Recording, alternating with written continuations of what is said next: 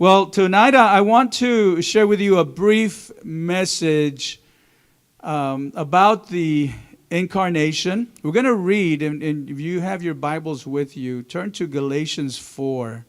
We're going to read 2 verses in Galatians 4 this evening. We heard the readings from the book of Luke chapter 2 that tell us the story of Jesus. We find also in the Gospel according to Matthew. Matthew gives us the Christmas story. Between those two gospel writers, they give us many important details about when Jesus came to earth, when Jesus became a man. Those are the details of the story. But then Paul and John, in the Gospel of John, chapter 1, and Paul take those details and they give us an understanding. They give us the background. They give us not just the details, but the reason behind those details. And so we're going to look at this passage in Galatians 4 and talk about what Christmas is really about, what Christmas is all about. So Galatians 4 reads like this: "But when the set time had fully come, God sent his Son, born of a woman, born under the law, to redeem those under the law, that we might receive adoption to sonship." Now, we're going to answer the question, what is Christmas about? Everybody wants to get their angle into what is Christmas about. Many years ago, I didn't see this advertisement, but I read in a magazine about an advertisement that a dentist had placed in the local newspaper that said, what is Christmas all about? It's about getting your teeth fixed. That was his angle, right? Everybody's got their angle, right? But today we're going to talk about what is Christmas really about. And I think there may be no better explanation for what Christmas is all about than these 2 verses that we read right here. It's pretty interesting and striking, quite actually, how much of the essential Christian teachings about Jesus are found in these 2 verses. I mean, this is one sentence. It's just one sentence. There are 6 clauses. But there is clearly one central clause, and that's the way that Paul wrote. If you study Paul's writings, sometimes the sentences are very long. They'll cover several verses, right? They're very long sentences, and they seem a bit complex. But the way to untangle what Paul is saying is to find the central clause. And there is a central clause here that all the other statements support, modify, and explain. So I want to read this again, and I want you to try to guess what you think is the central clause in this sentence that Paul writes. So go again to Galatians 4 and follow along as I read. "But when the set time had fully come, God sent his Son, born of a woman, born under the law, to redeem those under the law, that we might receive adoption to sonship." Now, I'm going to do something that I'd normally do, but I'm going to give you a chance. If any of you want to take a chance and out here in front of everybody, tell me which of those 6 clauses do you think is a central clause? Does anybody want to guess? 5A, but when the set time had fully come? Is that what you mean? Okay. To redeem those under the law. Okay, anybody else have a different answer? That's good. No bold, brave ones. Okay. God sent his Son. We have another hand up here. That we might receive adoption to sonship. You know what we're doing is we're looking at all these clauses. We're like, man, this has got to be it. This is powerful. I mean, adoption, redeeming those under the law. I mean, all of them are great. But I tell you what the central clause is that all these other clauses support, they explain. The central clause is this: God sent his Son. That's it. Now, does that mean the other ones aren't important? No, they're very important. Like I said, they support that. They modify, they explain. But the way that Paul writes is there's always a central clause that everything else centers around. And that's it. God sent his Son. That's Christmas, right? That phrase affirms the deity of Christ, That phrase affirms the pre-existence of Christ. Christ did not become the Son of God when he was sent. Christ was the Son of God. He had been since eternity the Son of God. John 1:1 says that in the beginning was the Word, and the Word was with God, and the Word was God. In eternity past, Christ was already co-equal, co-eternal with God the Father. But in the mystery of the incarnation, God the Father sent God the Son to earth in human flesh on a rescue mission. John 1:14 reads like this: "The Word became flesh and made his dwelling among us. We have seen his glory, the glory of the one and only Son who came from the Father, full of grace and truth." So God sent his Son. Nobody was expecting that. Nobody was expecting that God would send his Son. And if somebody had anticipated this, they certainly didn't expect God to send his Son to Judea, which was considered the armpit of the Roman Empire. I mean, if you were a Roman soldier or other official and you were assigned to Judea, you messed up somewhere along the way. You had done something terribly wrong, and this was your punishment. Maybe this was your last chance to make things right. And nobody would have anticipated the Son of God to show up by being born as a human to a peasant girl who was engaged to a day laborer. But God sent his Son. So that's the gospel. That's a Christmas story. The gospel doesn't begin with humans seeking God, but it begins with God sending his Son. In the Old Testament, Egypt, the pharaohs were considered gods. In the New Testament, the Caesars were trying to attain deity. But God said, that doesn't work. None of that works. Your case is hopeless, but I have an answer. And God sent his Son. Somebody once said that salvation is God's decision before it's our response. And I think that's true. This removes the issue of pride from salvation. But why is this important, that God sent his Son? Well, because if God initiated salvation, he will sustain it. He will sustain you when you think you just can't go any further. If God took the first step, that means he's not going to abandon the process. He's going to continue the process. He won't abandon it halfway through. So God sent his Son. That's what Christmas is all about.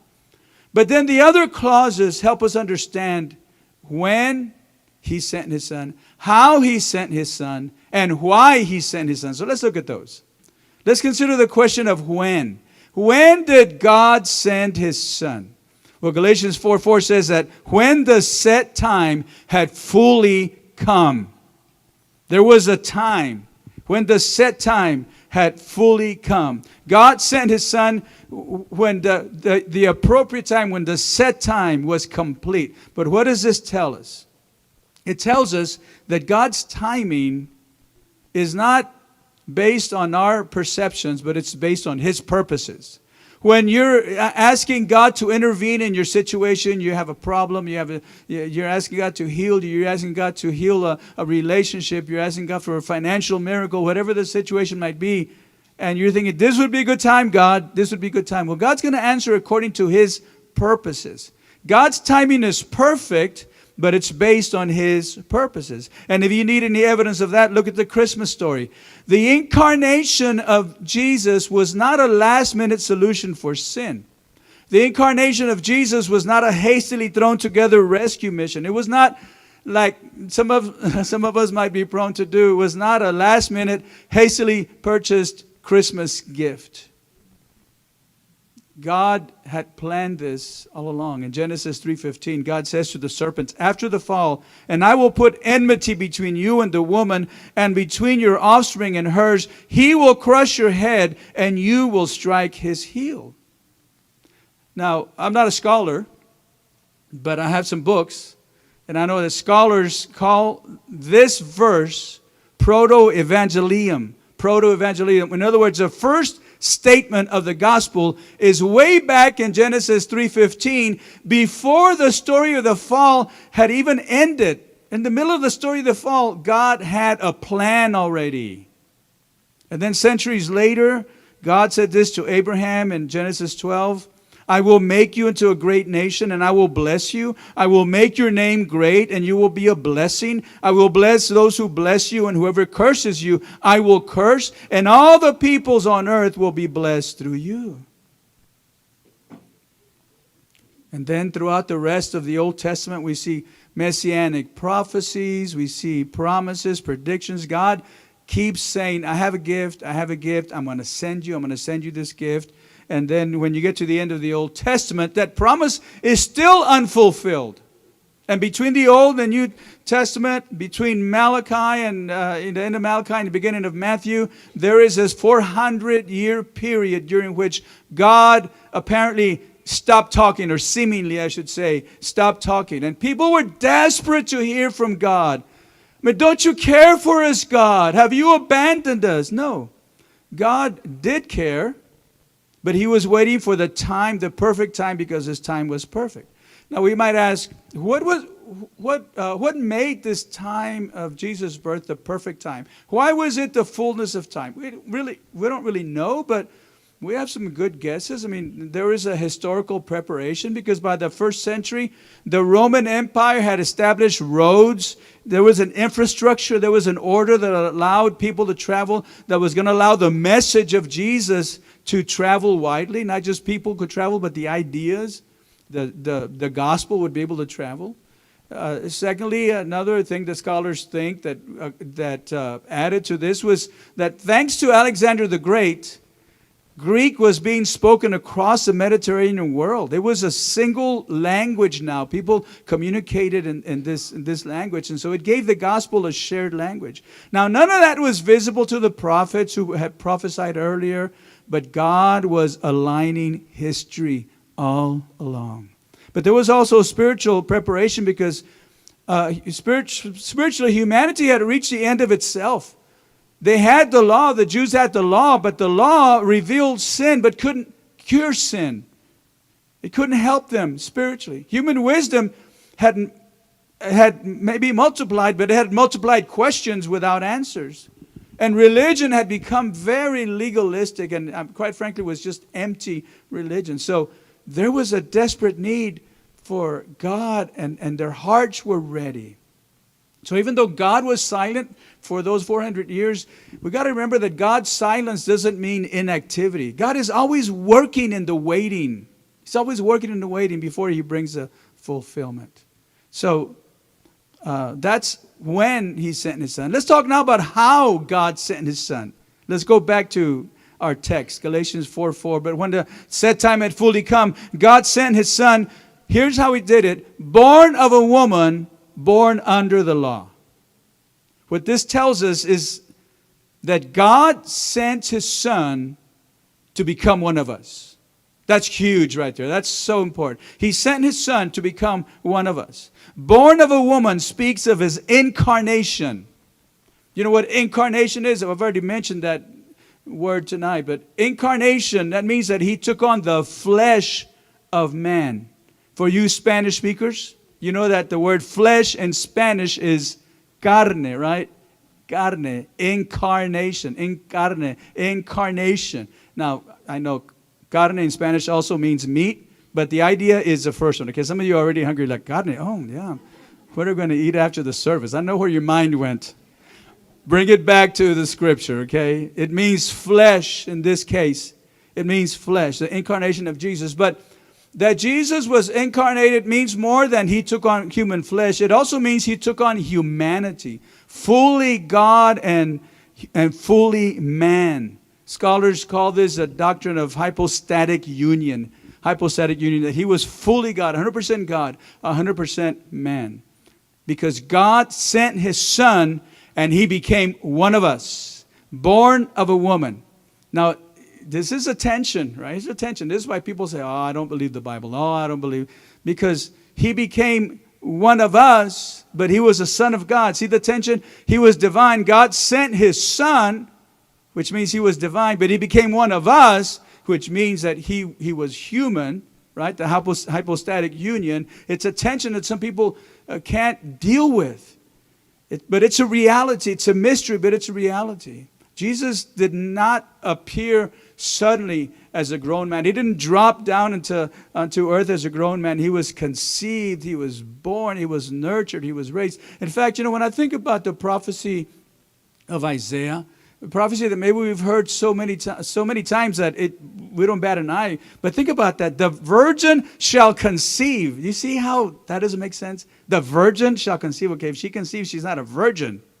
If she's a virgin, she's not going to conceive. But yet the virgin shall conceive. He entered the world the same way that every human does. Born of a woman. Born of a woman. That means he had a real body. He experienced real emotions. He endured real suffering. And this matters to us today because it tells us that salvation is not abstract. It's not abstract. In other words, God didn't save humanity by bypassing humanity. He redeemed it from within. Early Christian creeds emphasize this phrase because false teachings claim that Jesus only appeared human. And the early church insisted otherwise. Because if Jesus was not truly human, then human suffering is not truly redeemed.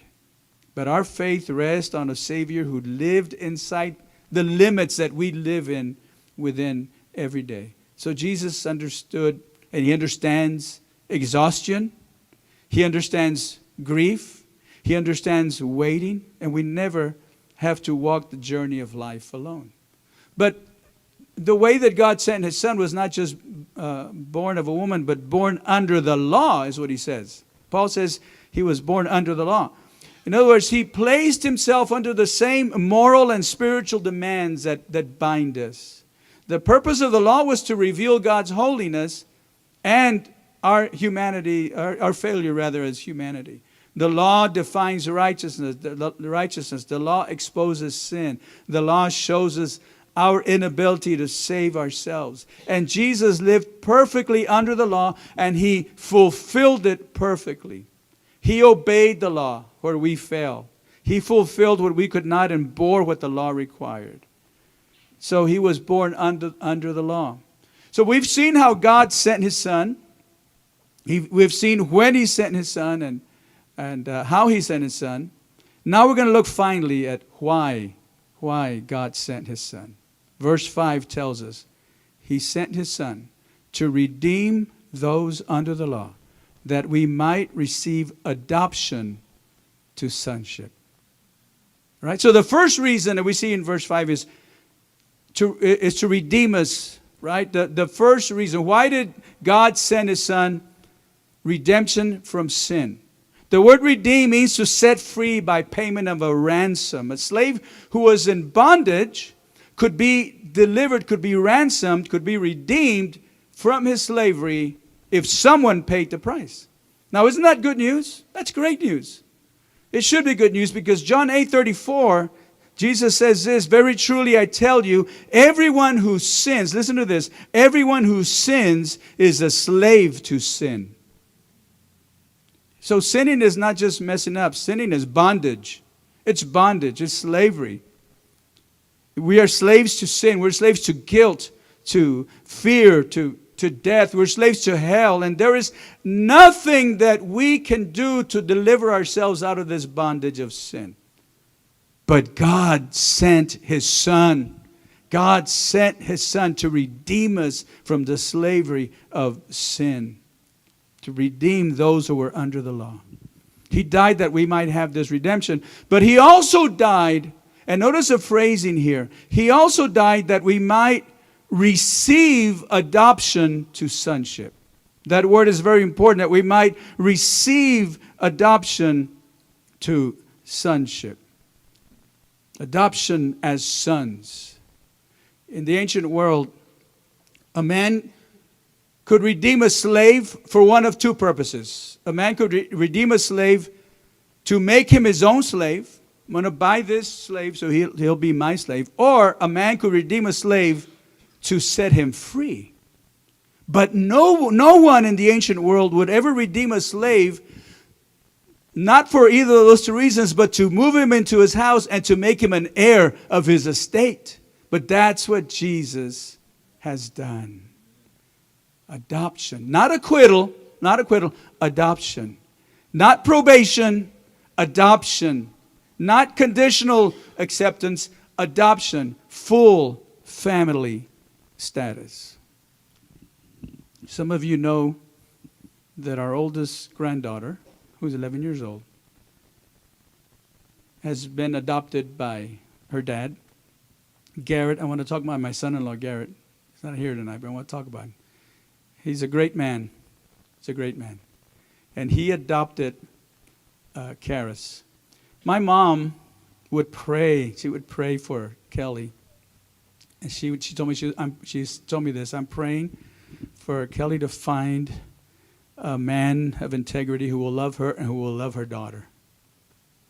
And God granted her that. He granted us all that. So I don't know, Karis was, I think, maybe 3 years old when she was adopted. And it was a very moving experience. We were at the courthouse, Garrett's family, our family, and we just wept and wept, it's just out from joy. And so Karis, every year, Garrett celebrates her adoption day with her. And she'd go out, and we're going to go out to it, and she just loved it. But she didn't know what adoption was. She didn't understand. And I say that because I don't understand adoption the way that she does, or maybe some of you others understand that. And so, she'd be, I'm going to go out with my daddy. It's my adoption day. When she got old enough, and we knew the time was coming, when she got old enough, her parents told her what that meant, that she was adopted. That evening, she called me. She called me and she said, she was very serious, holding back tears, and I was holding back tears. She said, Grumpy, I just found out what it means to be adopted. And I just found out, she said, that and I think she used this phrase, probably her parents, that's a phrase her parents used. And I just found out that my biological father didn't want me. Oh, it just broke my heart. You can imagine that. And she's holding back tears.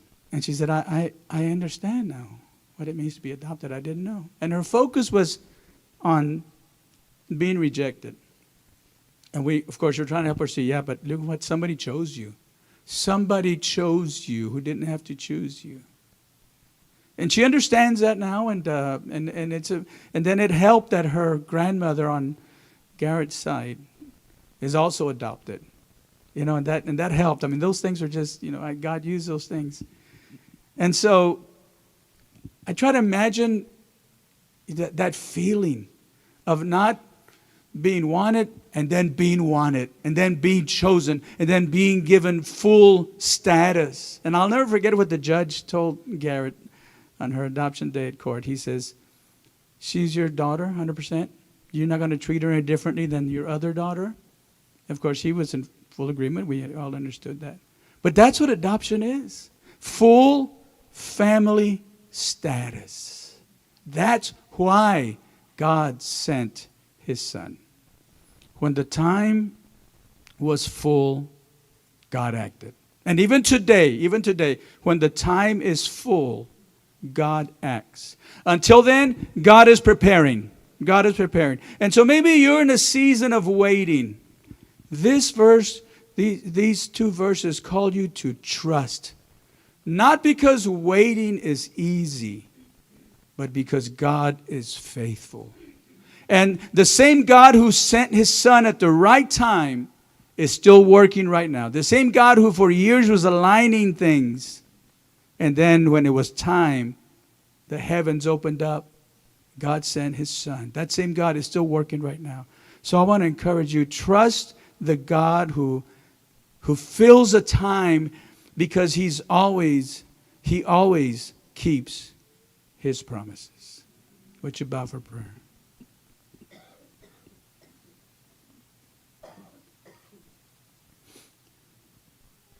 Father, sometimes we celebrate Christmas in a very superficial and flippant way, and I understand, Lord. We want to create memories for our children, and we want it to be and it becomes a sentimental time for all of us. I understand that, Father. I totally get that. And I don't know that there's anything wrong with that, but I think there is something to this, that you want us to truly understand that Christmas is about you sending your Son. And these two verses, Lord, do so much to explain that to us. And now I just pray that you would help us to embrace your love, to embrace your plan, embrace your timing. God, because trusting you is not just about trusting the outcome, but it's about trusting the timing as well.